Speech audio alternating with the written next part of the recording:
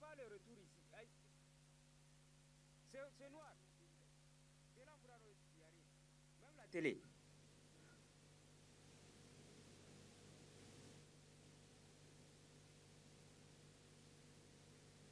Hey, you know good silver.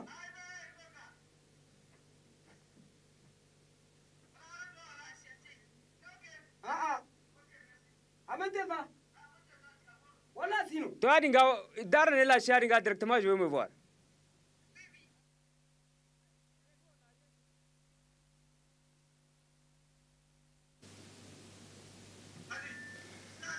Donc, veuillez nous excuser pour cette interruption de nos programmes due à une coupure d'électricité. Je le disais tout à l'heure, clôture cet après-midi au centre Amir Sultan de Niamey des travaux de l'atelier d'évaluation du plan d'action annuel 2013 et de programmation 2014 des structures du niveau central du ministère de la Santé publique. Des travaux sanctionnés par d'importantes recommandations d'État avec Isidore Wendemi Banaba. Depuis le 25 octobre dernier, les cadres centraux du ministère de la Santé publique se sont réunis en vue d'évaluer le plan d'action annuel de 2013 et faire la programmation de 2014. Au terme donc des 6 jours de travaux, les participants ont examiné les documents inscrits dans leur agenda et formulé des recommandations. Au ministère de la Santé publique, assurer un plaidoyer permanent auprès du gouvernement et de l'Assemblée nationale pour un appui conséquent et urgent de l'État pour la réalisation des activités programmées, notamment les subventions, le cofinancement des vaccins PEV et les frais liés à la gratuité des soins. Finaliser et mettre en œuvre le programme de contrôle de qualité des produits de santé SR, doter les systèmes d'information sanitaire en support de collecte de données, mener des réflexions sur l'intégration efficace et la prise en charge des IST-VIH-Sida, apporter un appui conséquent pour la réalisation des activités de chirurgie foraine aux partenaires techniques et financiers, respecter le plan d'action annuel validé lors de l'élaboration des différents PAT, débloquer à temps les ressources financières prévues dans les PAA. Le représentant du ministre de la Santé publique, tout en remerciant les participants, a exprimé la volonté des autorités à redynamiser le secteur de la santé au Niger. Je puis vous assurer que le gouvernement a pris l'engagement de poursuivre résolument les réformes essentielles dans le cadre de la dynamisation du système de santé et d'apporter son appui dans la mise en œuvre du PDS 2011-2015 en général et des plans d'action 2014 en particulier. Cependant, il me plaît de souligner que l'effort national seul s'avère insuffisant face à l'immensité de nos besoins de financement. C'est pourquoi, au-delà de nos propres ressources, le gouvernement sollicite une participation plus accrue des partenaires au développement pour le financement des actions de santé dans le cadre du Compact Pays que nous avions ensemble signé. La prochaine étape après cet atelier sera la mise en œuvre effective du plan d'action issu de cette rencontre afin de réaliser les objectifs inscrits dans le plan de développement sanitaire 2011-2015. Santé, et toujours le ministre de la Santé publique a offert hier à l'hôtel de ville de Niamey 20 cartons d'insecticides. Objectif détruire les gîtes larvaires vecteurs du paludisme. D'État avec Ali Sissé Ibrahim.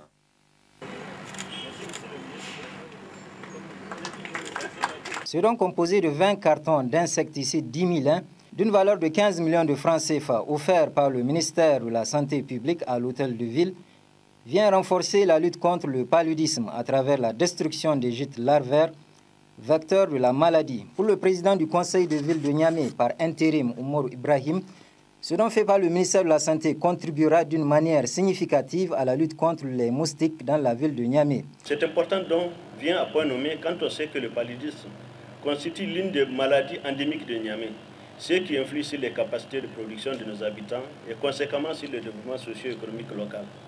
Monsieur le ministre, mesdames et messieurs, le don que nous réceptionnons ce matin traduit si besoin en est une fois de plus l'intérêt indiscutable qu'accordent les plus hautes autorités à la santé de nos populations. Pour sa part, le ministre de la Santé publique, Manu Agali, a souligné que le don accordé à l'hôtel de ville consacre le lancement de la campagne de la lutte contre le paludisme, une initiative qui s'étendra dans les autres régions du Niger.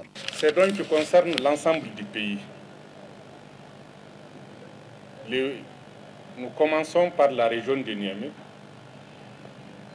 en procédant donc cet après-midi à un don d'une valeur de près de 15 millions de produits pour traiter les agents vecteurs du paludisme, à savoir les moustiques. Donc nous allons remettre ces produits à la ville de Niamey. Mais pour moi, l'important, c'est que ces produits soient utilisés à bon escient, comme vient de le dire le président du conseil de ville de Niamey. Ce message sur l'utilisation de ces produits est valable à Niamey, il est valable à Dosso, il est valable à Adifa, il est valable à Agadez, il est valable partout. Donc il s'agit pour toutes les régions de recevoir ces produits, de les utiliser pour lutter contre le paludisme en procédant à des traitements. Le ministre de la Santé a exhorté tous ceux qui vont recevoir les larvicides à bien les utiliser afin de réduire la densité des larves et par la même voie celle des moustiques adultes responsables de la transmission du paludisme. Le syndicat national des agents des impôts a animé ce matin à Niamey une conférence débat, une rencontre placée sous le thème « La place de la direction générale dans la renégociation des contrats miniers » d'État avec Mariama Soumana. La renégociation des contrats miniers anime les débats ces derniers jours. Pour donner un aperçu des différentes activités de la Direction générale des impôts et surtout son rôle dans la renégociation des contrats, le syndicat national des agents des impôts a initié cette conférence débat avec pour thème la place de la Direction générale des impôts dans la renégociation des contrats miniers. Et en collaboration avec notre direction générale, nous avons dit qu'aujourd'hui le SNAI va organiser cette conférence pour éclairer l'opinion nationale et internationale par rapport à ce qui est en train d'arriver et qui est d'actualité, je pense. C'est pour cette raison que nous avons dit que nous n'allons pas nous laisser en marge de l'évolution de l'histoire du Niger. Il faudrait que le peuple nigérien, l'opinion nationale, sache qu'est-ce que le Niger gagne par rapport au contrat minier et quelle est la place, comme nous avons dit, la place de la DGI dans ces renégociations minières. Cette conférence débat a traité de plusieurs notions comme celle de convention minière et porté sur les textes juridiques qui régissent ces conventions. Faisant l'actualité, le conférencier s'est apaisanti sur les conventions minières signées en 2003 par des filiales du groupe français Areva. Il est revenu sur les principaux enjeux des renégociations minières prochaines. Les négociations minières comportent des enjeux multiples pour l'État. Ces enjeux peuvent être sociaux, donc ça c'est la création d'emplois, la protection des populations. Je vous rappelle que selon les données récentes, 98% des employés de communautés de Somalie sont nigériens. Donc d'emplois à préserver et comment faire en sorte que les questions de nigérisation des emplois et les questions aussi de recrutement des personnes qualifiées nigériennes, ça fait partie des enjeux normalement. Présent à cette conférence débat, le ministre des Finances a apporté des éclaircissements sur certains points. Dans les années 70, lorsqu'on a commencé la signature de toutes ces conventions avec les sociétés minières, il s'est trouvé que j'étais à la douane lorsqu'il s'était agi de signer la convention avec la Concerta. Et vous verrez que la convention avec la Concerta est la seule convention où les exonérations accordées au niveau du cordon douanier sont comptabilisées pour payer la part d'action de l'État dans Concerta.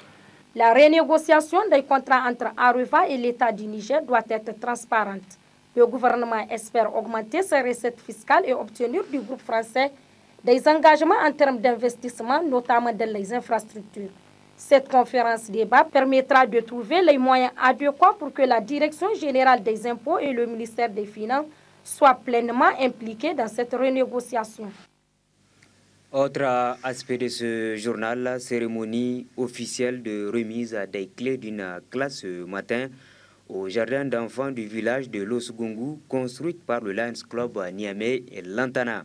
Des clés offertes en présence du ministre de l'enseignement primaire et de nos reporters Murtala Zouberou et Boubacar Imran Mega.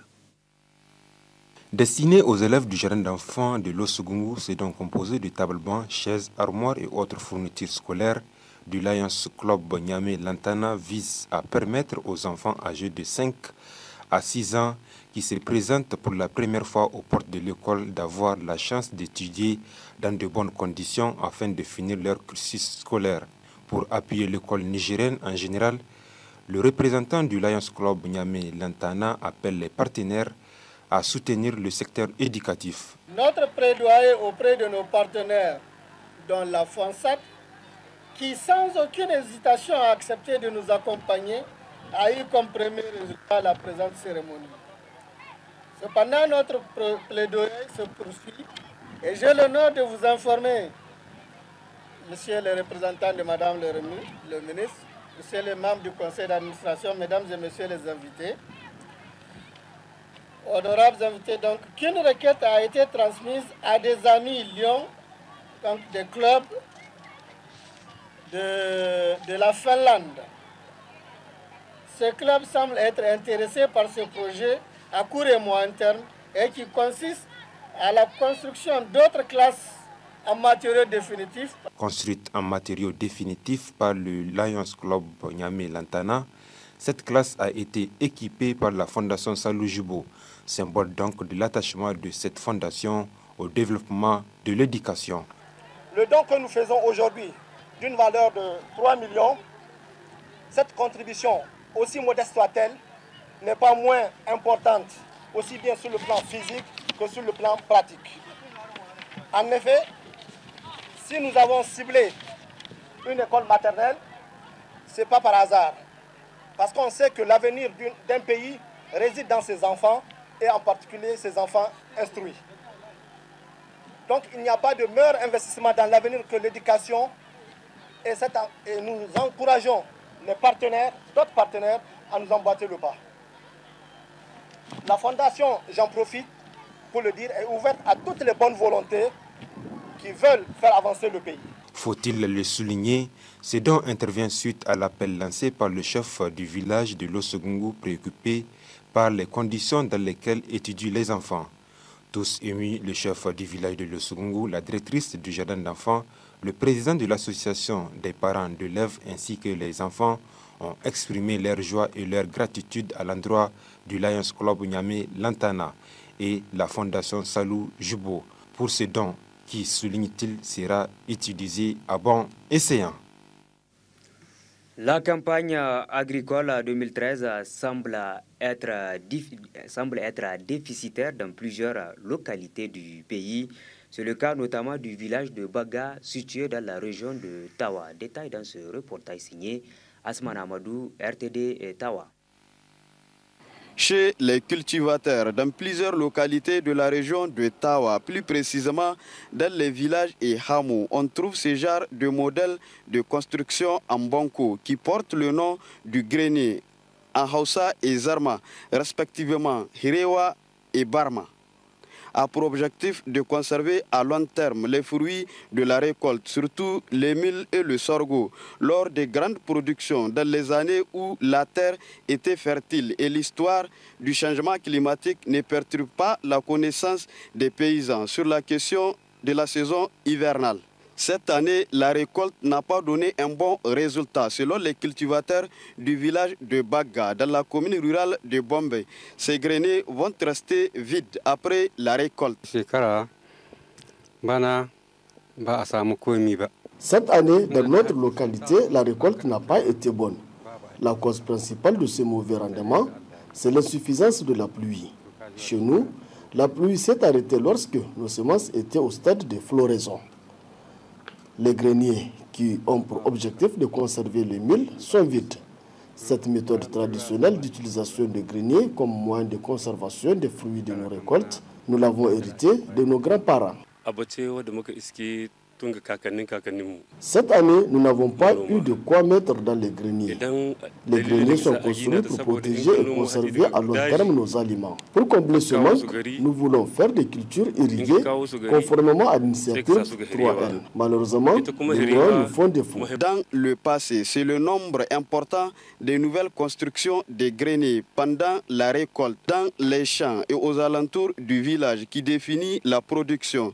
Ces dernières années, ce système traditionnel de protection des mules et sorgho et tous les aliments récoltés tend à disparaître compte tenu des mauvaises récoltes additionnées à la modernisation de la culture nigérienne.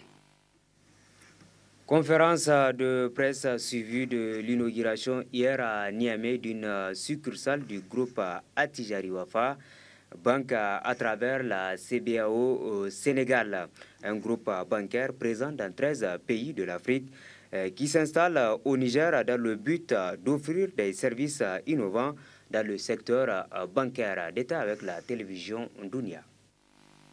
Accélérer la bancarisation au Niger et participer activement aux efforts de développement du pays, c'est en substance ce qu'il faut retenir de cette conférence de presse animée par le PDG du groupe Attijari Wafa Bank. Une conférence de presse animée à l'occasion de l'ouverture d'une succursale du groupe à Niamey via sa filiale CBAO Sénégal. Ce local qui nous abrite, c'est la première pierre, je l'espère, d'un édifice qui va grandir au fil des mois parce que nous serons amenés à ouvrir des agences soit à Niamey, soit dans d'autres villes du Niger. Et comme nous avons un secteur bancaire qui est établi au niveau du Niger, je crois ce qui nous est demandé, nous, c'est d'essayer d'apporter un plus par rapport à l'offre existante sur le marché. Et à ce niveau-là, nous avons des produits et services qui vont être offerts, qui apportent de l'innovation en la matière pour essayer de créer une différenciation avec l'offre existante. Donc, c'est l'engagement que j'ai exprimé auprès de la plus haute autorité du pays, que si nous sommes là, c'est que nous avons confiance dans la vision du chef de l'État et de son gouvernement pour l'émergence du Niger. Si nous sommes là, nous voulons participer aussi modestement au développement socio-économique du Niger. Attijari Wafa est un groupe qui possède déjà un large réseau bancaire dans 13 pays de l'Afrique, dont 7 pays de l'UEMOA. Nous sommes 16 000 femmes et hommes qui travaillent au sein du groupe. Et ces 16 000 femmes et hommes servent au quotidien 6,5 millions de clients. Et nous disposons aujourd'hui du plus grand réseau d'agences sur le continent africain, avec 3050 agences dans 13 pays africains. Parce que contrairement à pas mal de banques qui s'installent en Afrique, nous optons pour la proximité. Nous sommes une banque universelle qui fait tous les métiers de la banque et de la finance, mais en étant très proche de la clientèle. Pour vous donner une idée, au Maroc, nous sommes 2300 agences et nous ouvrons chaque année 200 nouvelles agences. Parce que le Maroc, on a un taux de bancarisation de 55%. Il reste encore 9 millions de Marocains à bancariser. Au Niger, malheureusement, le chiffre de la bancarisation est à peine de 2%. Un réseau bancaire de 79 agences. Donc, si nous sommes là, nous croyons, dans le pays, nous avons confiance, nous sommes des investisseurs. Quand un investisseur investit son argent dans un pays, c'est qu'il a confiance dans le pays. C'est qu'il a confiance dans la direction du pays, dans la vision stratégique de développement du pays. Et les critères sont réunis qui nous ont permis d'investir ici chez vous au Niger, qui est devenu aujourd'hui chez nous, le Niger.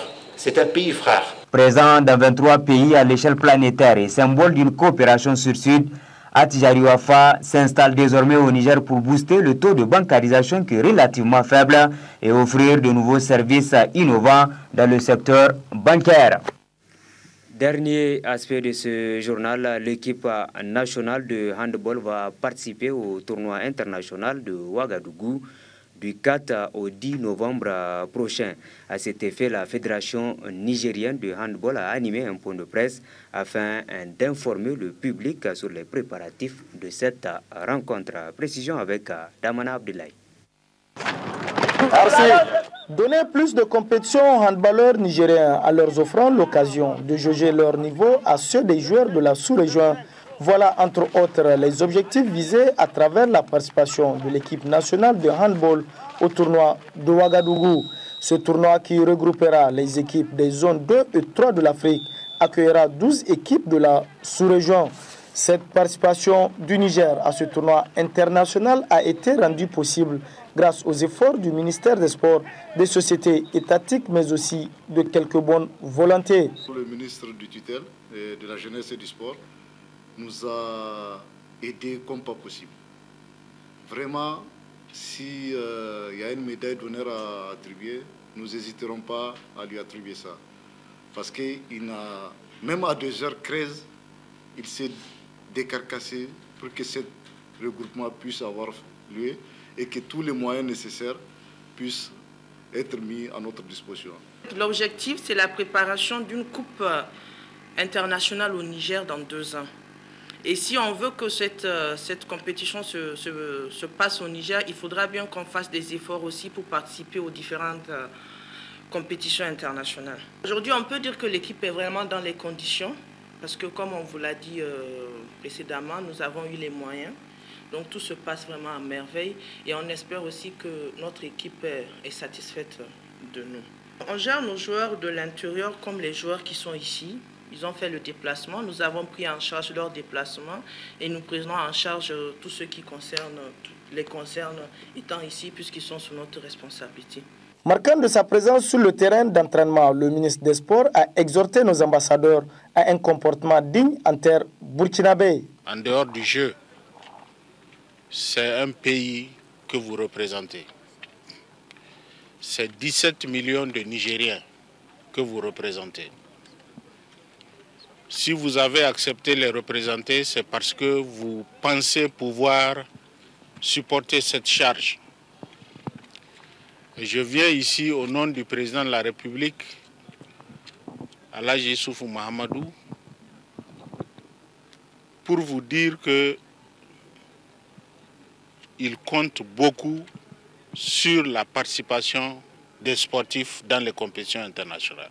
Le message du ministre semble atteindre la cible visée. Rassurez-vous que le message a été passé et c'est sûr, Inch'Allah, on fera tout. Pourquoi pas ne pas vous remettre le trophée pour que vous l'amenez au premier capitaine, son Excellence M. Mahamadou Issoufou. L'objectif primordial de la participation des handballeurs nigériens à ce tournoi rentre dans le cadre de l'organisation d'une compétition internationale de handball ici même à Niamey en 2015. Ainsi donc, du 4 au 10 novembre, nos ambassadeurs représenteront les couleurs nationales à Ouagadougou et tenteront de les honorer en remportant la coupe mise en jeu. Bonne chance donc aux handballeurs nigériens. Cette petite brève avant de nous quitter, une éclipse solaire est prévue demain 3 novembre 2013. Selon les spécialistes, elle débutera aux environs de midi pour s'achever vers 15 h.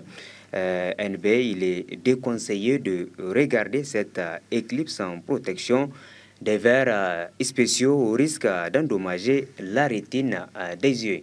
Et c'est sur ce que nous refermons cette édition d'information. Merci de votre fidélité. Le programme continue sur la télévision Dunia. Au revoir.